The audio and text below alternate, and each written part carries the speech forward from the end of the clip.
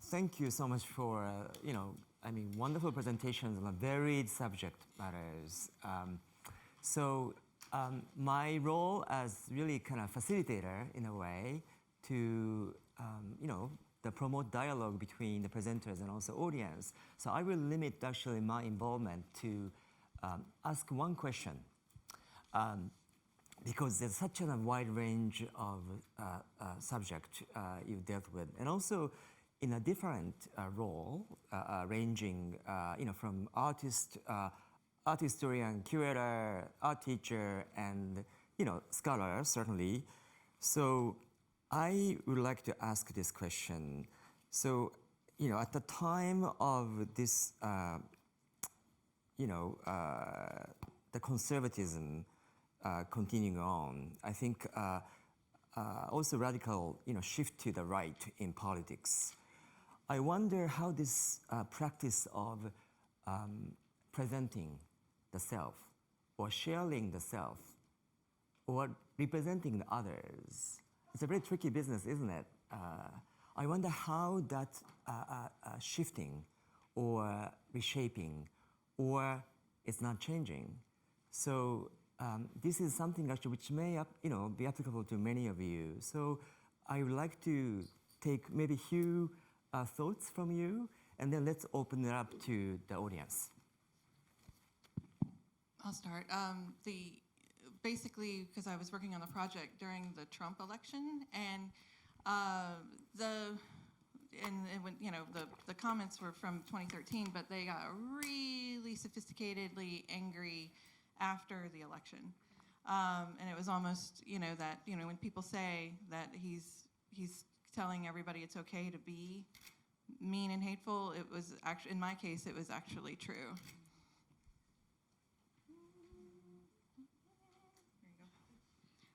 I'm not sure how it's different, but I do know that your life as a maker changes, I think, drastically, because you're constantly then making work about politics because you can't do anything else, to be honest. And that also sometimes is really jarring. It becomes really, really overwhelming for you as a creator. I mean, I often tell my students that I would love to make images of flowers one day, and I don't know when that would be. And that's something that it's really overwhelming, but I don't know. I don't have an answer to that.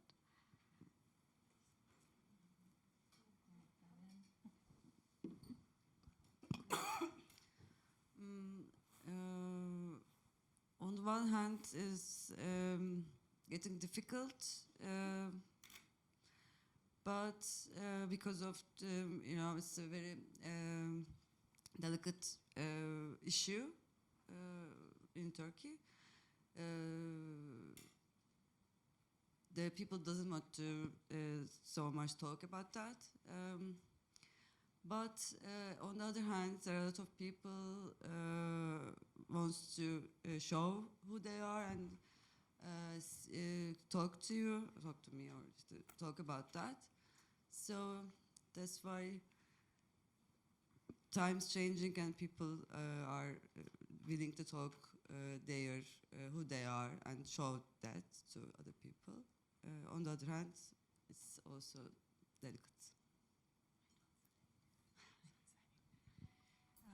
I think it's complicated. So, for instance, because I collaborate, for instance, about demonetization, I wanted to try and address it with friends in Johar when we were shooting Acts of Appearance. They were not so willing, and they are much more aware and much closer to the ramifications, because I think still we are relatively protected as middle class, upper middle class, people in the city, and operating within closed circuits often. I understood that for them it's very different to actually, make work and put it out, they're nervous about. So, and those were some of the conversations, why I find it very productive and interesting actually that we work across you know, across these kinds of boundaries. And so how do we then address it? How do we absorb what's happening? How do we not? There's a lot of things that make me very angry. How do I absorb that and then react, you know, in a way that is coherent? So all of this, because things are changing so fast, and sometimes I feel I almost can't, you know, I can't even take in the news. And, you know, you start dreaming when the whole thing in August, when, you know, in Kashmir, they revoked Article 370, and suddenly a whole population was denied access, you know, to the internet, people locked up, you know, everything that happened. And you don't know, and every day you don't know how to react. It's closed, you know, there's no access to hear what people are thinking and feeling. And I remember I had a dream, you know, one of those nights in which I dreamt that I was walking with a large group of Kashmiri young men, and we were marching to Delhi, you know. And the saddest part of the dream, when I woke up, was like in the dream I felt we were going to get something from Delhi, you know, something positive was going to happen. So I don't know how we, you know, and yeah, all of this, yeah, I don't know. I think in terms of South Africa, just like the shift in politics, I think that's quite apparent in terms of the visuals, photography-wise, that come from there. In thinking back to photographers that were working during the time of apartheid, and the sort of imagery that they produced, which, you know, was more to expose the injustices of apartheid. Thinking about people like David Goldblatt, Andrew Shabangu, and the younger generation of photographers being us, and a lot of the imagery that we produce is very different because it's a different time. And the politics are different, even though they still very much are still about the injustices, but it is, I think they're different in the sense that a lot of it now is about how do we then move forward as, you know, as South Africans, with so many things politically that, so it's quite a heightened time. A lot of things are quite unresolved. It might be less violent, but, you know, it's still a violent place, but it might be a different sort of violence. So there's a lot of, I think from the younger generation, there's a lot of imagery that's coming out about how do we identify with this space, because a lot of the imagery that's out there has been so much about apartheid.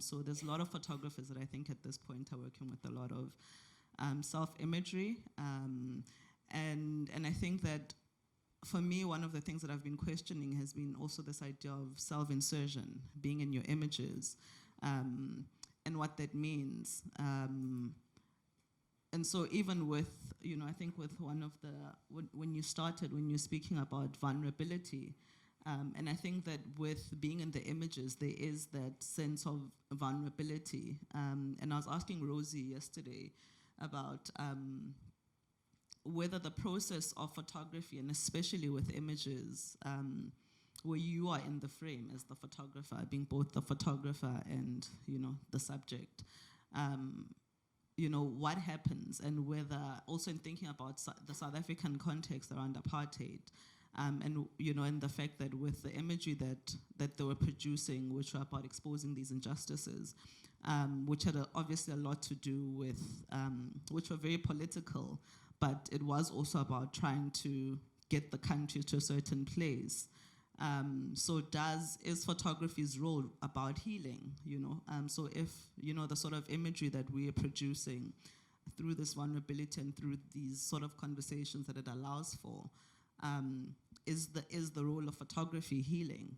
So that's something that I've been thinking about in terms of my own practice and these ideas of self-insertion, and why there seems to be more, in my context anyway, more and more photographers working with the self in their images.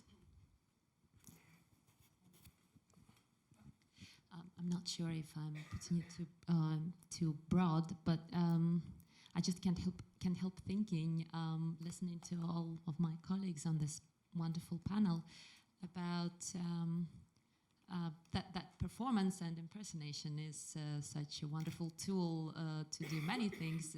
And since you ask about the times of the political shifts and to some sense oppression or something, then it is still a wonderful tool to escape or disappear, or to try to find your identity, or to fight back, and at the same time to feel what others are feeling. And I'm referring to William's talk here, but I'm not sure if that's what exactly what you meant. Yeah, it's just such a diverse tool in the end. I'd just say really quickly that I think maybe the pessimistic undertone of your question is to what degree self-presentation is a neoliberal strategy. Right. And I think we all do need to recognize that self-presentation is a deeply white feminist and deeply white gay strategy. I mean, think about Robert Mapplethorpe, right? For instance, I guess what I would just say to this conversation is that we probably all of us circulate in contexts where we are not a minoritarian subject, right?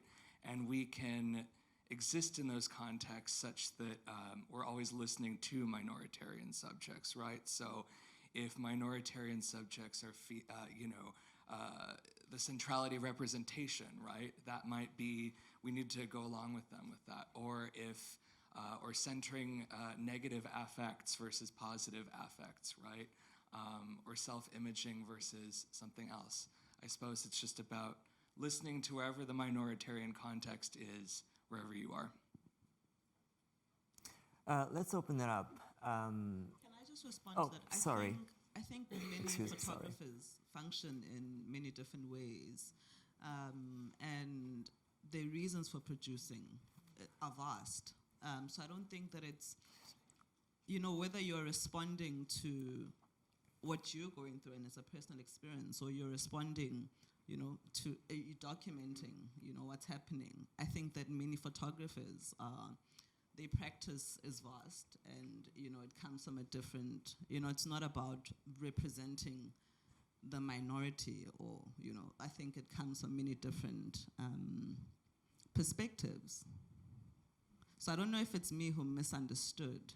Oh, I wasn't saying anything about representing minorities. I was just saying that whenever one is in any context that one can take cues from the minoritarian voice in that room, right? Which, of course, any artistic practice is filled to the brim with multiple different modes of representing, and it's also not to say that strategies that could be deemed white feminist can't be used to empowering ends, right? It's not about foreclosing any one strategy. It's just about maybe strategic essentialisms, to use a term that's not my own, to listen to whoever is in most need of a voice and empower them in the strategies that they choose. So I think we're on the same. I think we can open it. Thank you. Anyone?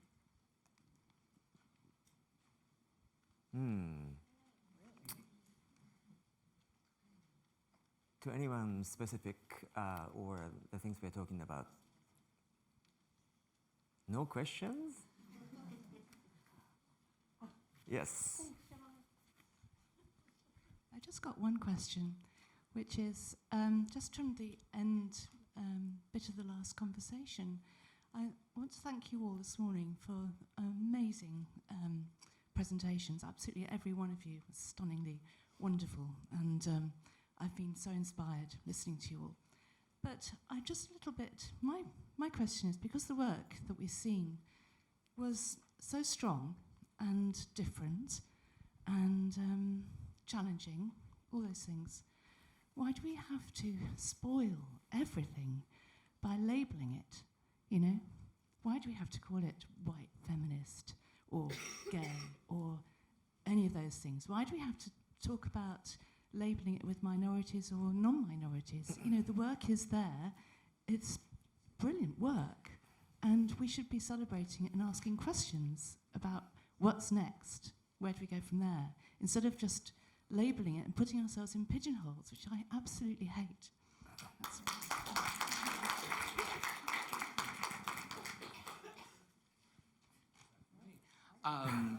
I would say that difference does not, or feminism and queerness do not apply equally across lines of difference. We could list some of the feminist theorists who have talked through that phenomenon, and I would say that eliminating labels, as it were, I think labels is kind of a very conservative sort of way of discounting difference. It's a very neoliberal way of brushing aside difference. I would say that if we don't acknowledge those differences, then we would still have a feminist movement largely devoted to the needs of middle-class white women, right? And we certainly don't want that, or a queer theory that doesn't take into account multiple genders, trans people of color, et cetera, et cetera. Yes.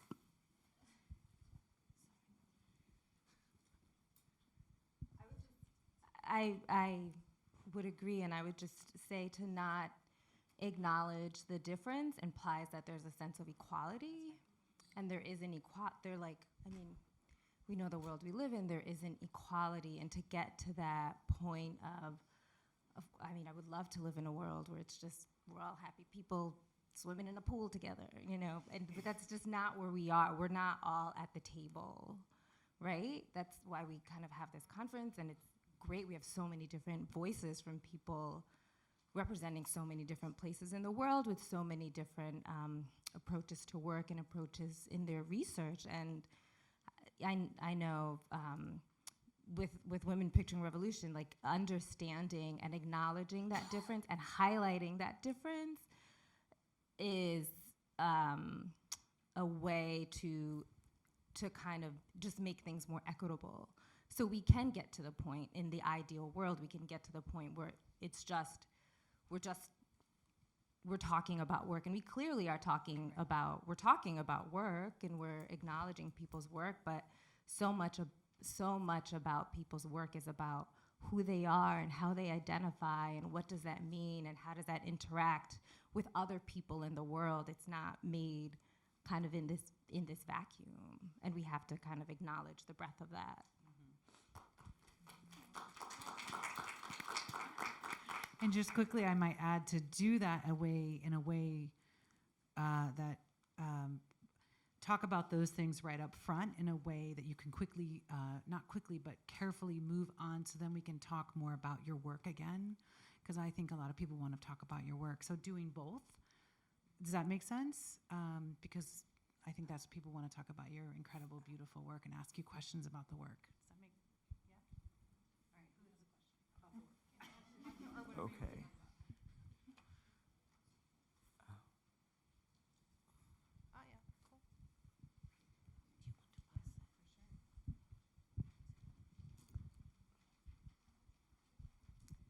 Oh, thank you.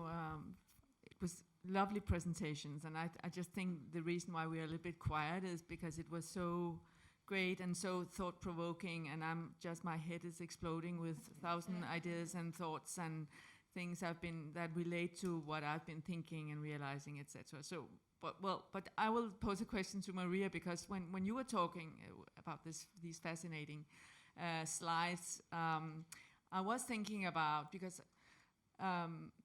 asking you whether you had experienced in contemporary Soviet reality, like some kind of Instagram accounts where people, where women or people do the same actually, but now on social media or etc. Because that could be an obvious place actually to do it these days. So when you were after your talk, I was thinking about posing that question, and then came Özlem and actually showed examples of that in a Turkish context. And then Haley came, and I was just, I'm not going to ask anything about social media because it's just terrible. Let's just skip social media and etc.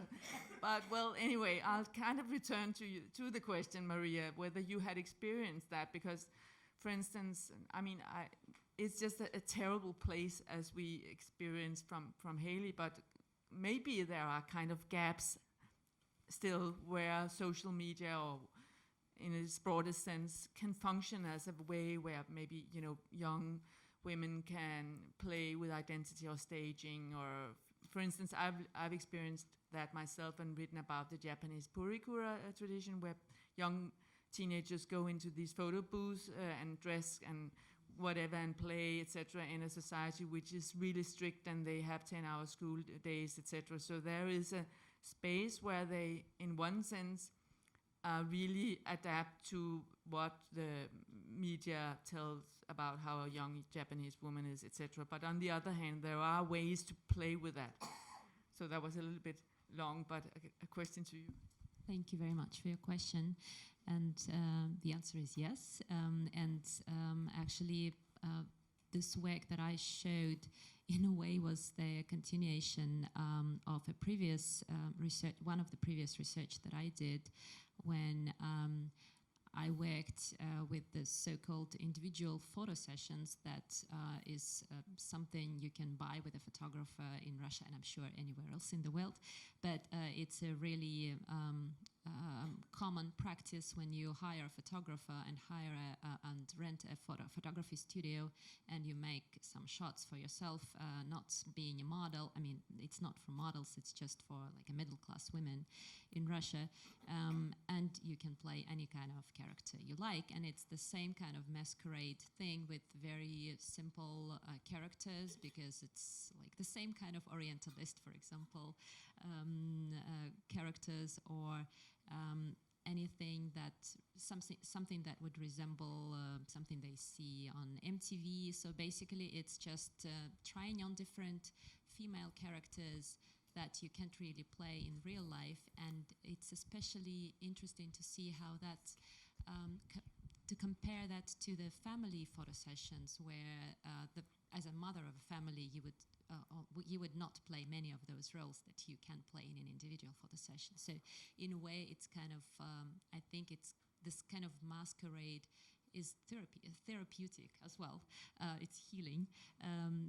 It's healing in the way that you can try on all of those identities without being at risk of society saying something bad about you. And even when you post that, and many women just post that on the social media afterwards, that's the only way they use these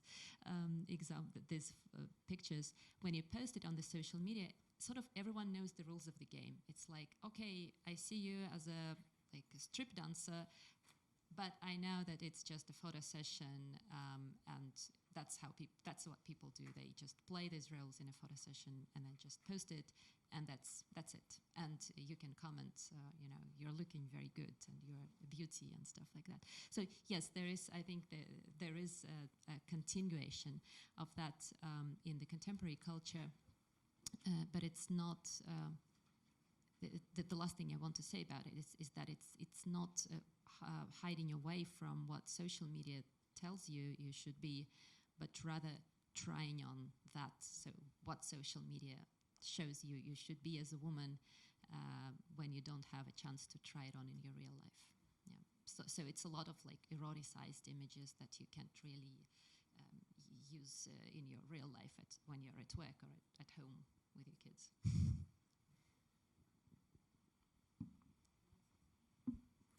Karen? Microphone.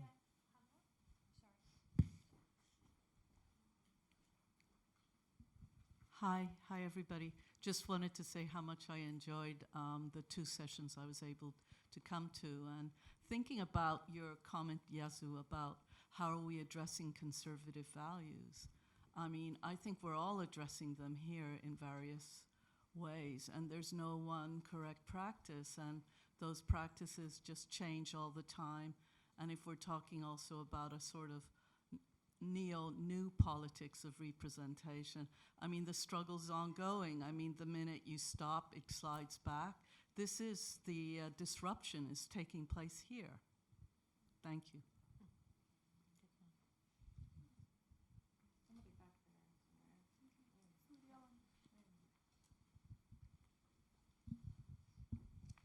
Thank you.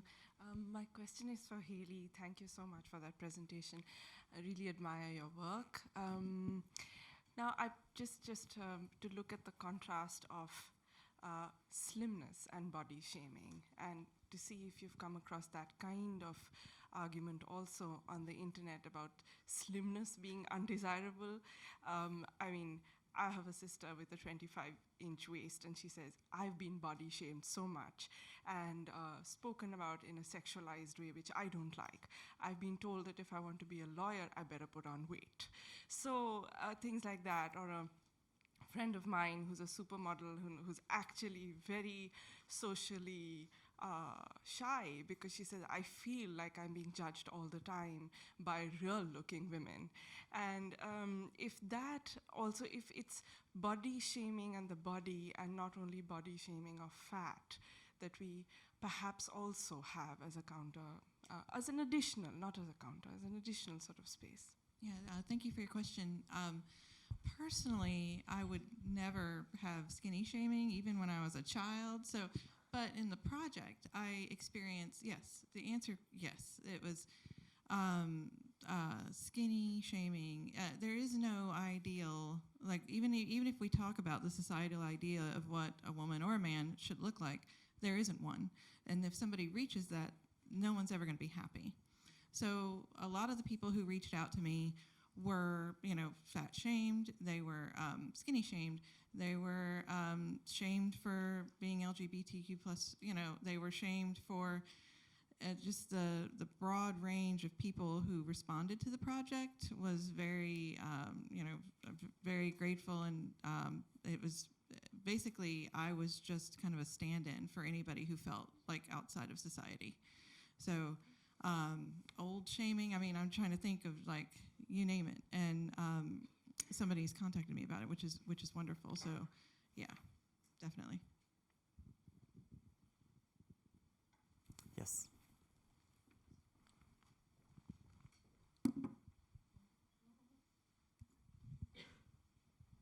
Thanks. Yes, I also want to thank everybody for these last 3 days, because it's been amazing. It's been such a subtle and really intense eye-opener. In my normal line of work, I work with contemporary artists, and there's a lot of ego at play. And this has been such a wonderful experience, because everyone's presentation has been so much about looking, about observing, and about sort of deep looking. And thank you so much. And I've sort of I can't say how happy I am to have been here.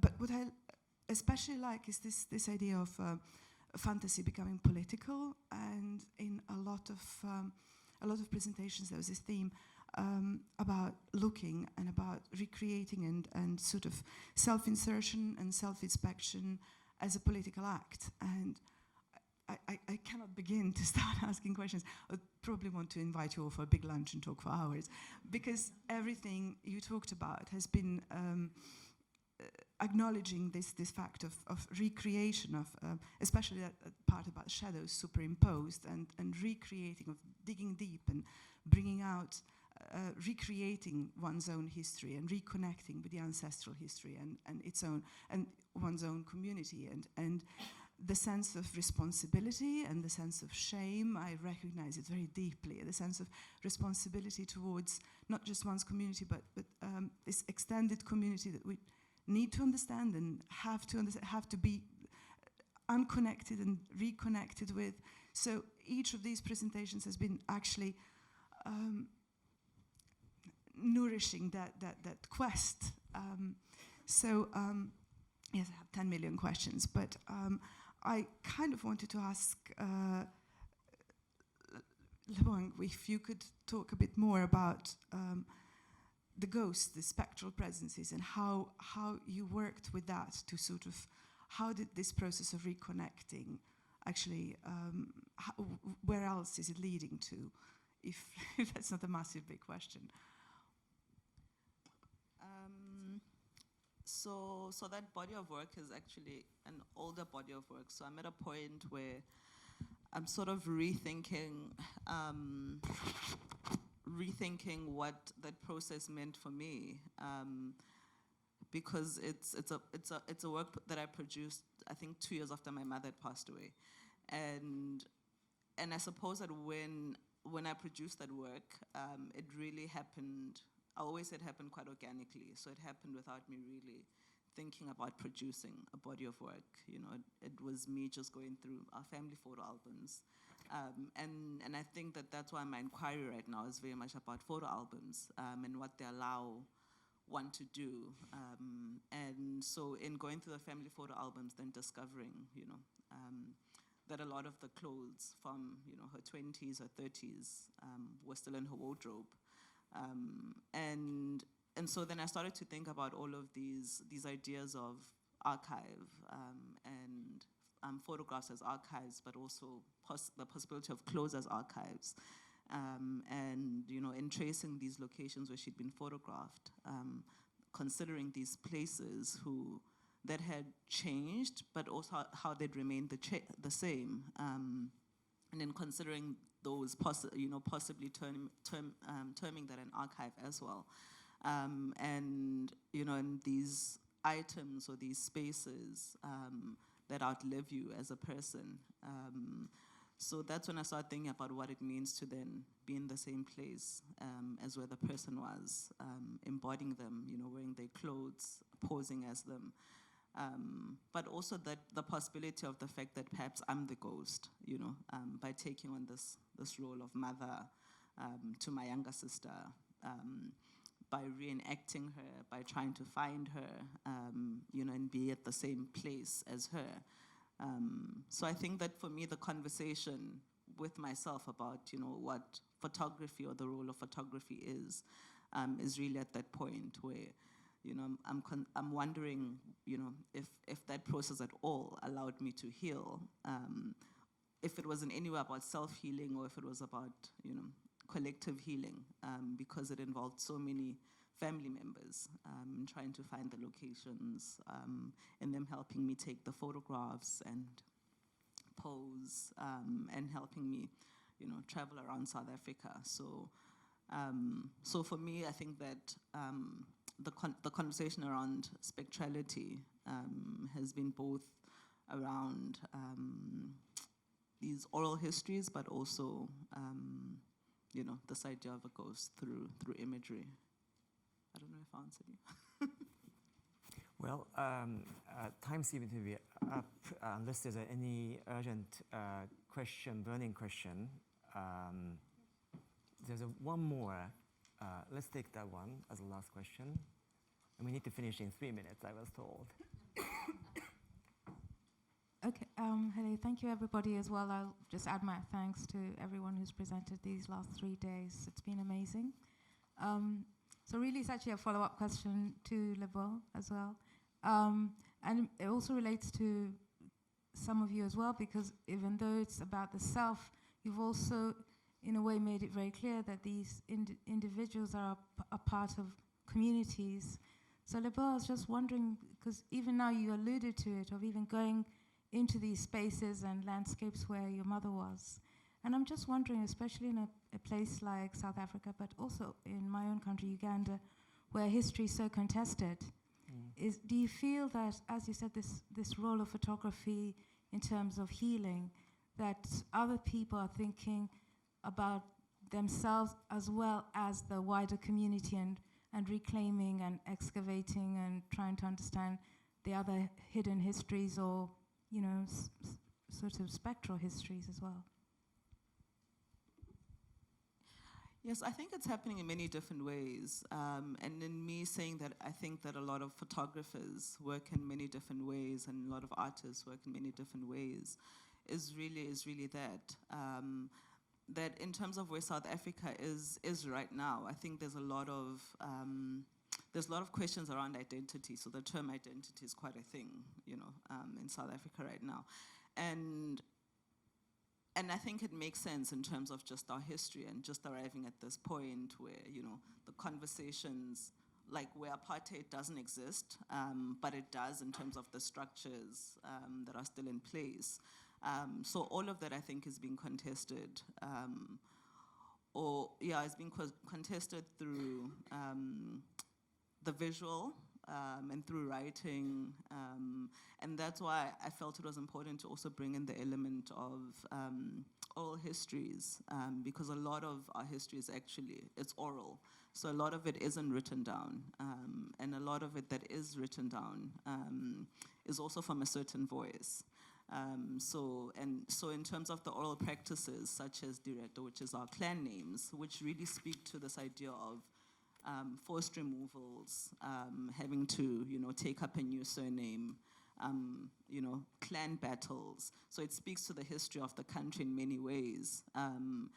But that isn't written down. And also my struggle with it is the fact that how do I use it, you know, when it's, you know, it's not formal, but it doesn't necessarily mean it's less, that it's not legit.